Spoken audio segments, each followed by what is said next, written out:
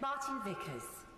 Thank you, Madam Deputy Speaker, and it's a pleasure to follow the Honourable Lady who represents the other side of the Humber Bridge. And it's a particular pleasure to support my honourable friend from Harlow.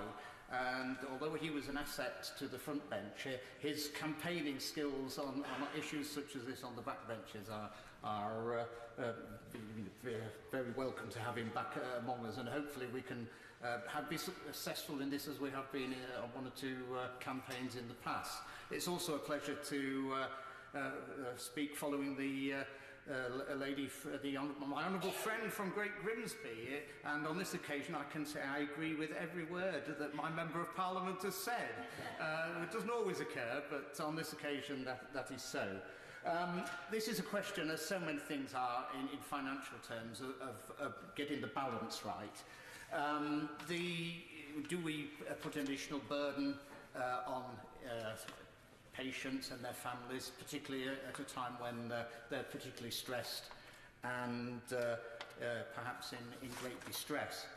Or should we put a burden on very limited NHS resources that our hospital trusts are having to manage? And there is a balance to be achieved, I'm quite sure. And the reality is, of course, that some patients and families can afford to pay, as has been mentioned already. But even those in those circumstances are perhaps visiting perhaps a parent who's coming to the end of their life, and they suffer just as much distress, whatever their financial circumstances. The hospital trust that serves Diana, Princess of Wales Hospital, that serves my constituency, has an income of £2.28 million from a car park in the year 2016-17, and they tell me that there was a surplus of £750,000 which was spent on patient care. Now, that is good news in the sense that that is £750,000 that they desperately need. But that's come out of the pockets of people who, as I say, are visiting the hospital or patients at particularly difficult times. And as my honourable friend from Great Grimsby mentioned, we live in an area with many low-paid jobs, and it is a real burden on many hard-working families.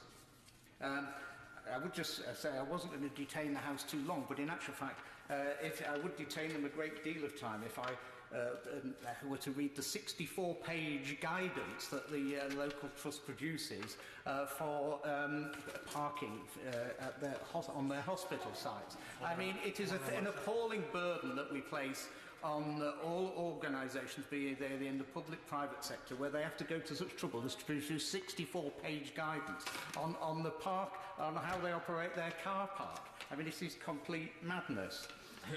I would also draw attention, Madam Deputy Speaker, to the fact that patients in my constituency and the neighbouring areas in many cases have to travel much further for their treatment, in particular across the river to Hull. And that is an additional cost. They have the burden of the petrol or bus fares or whatever, and actually public transport is almost non-existent for many of the rural villages that are in my constituency and in the wider area that's served by Grimsby's Hospital. I'll happily give way.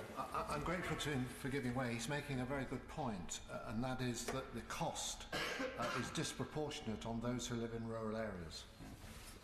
I thank my honourable friend for that point. Yes, I mean, he re-emphasises the point that I'm making. Many patients travel perhaps 15 or 20 miles before they actually get to the hospital, and it's an additional burden that they can well do without.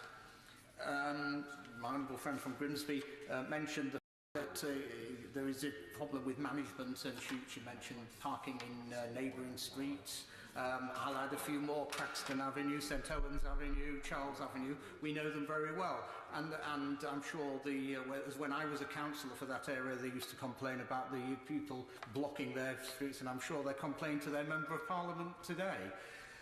It is a problem, I recognise, And yes, there is a problem with commuter parking which has to be dealt with, but tokens have already been mentioned. Simple time limits of 2 or 3 hours before charges kick in might be another alternative, as well as the flat charge that my honourable friend from Southampton mentioned.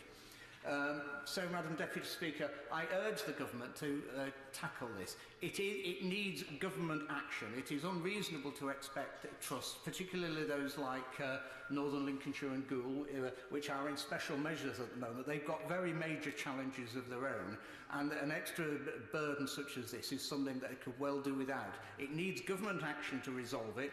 Yes, as was said earlier, savings can be made through better procurement procedures. And that's one possible route. And I'm sure that every member in the House today could actually identify one particular saving that they could identify in order to provide this particular meet the costs of the 200 million plus that the NHS would have to find. It's a major problem. It's a burden on our constituents. It's one that could so easily be resolved, and I urge the government to get on with it and resolve it pretty quickly. Thank you.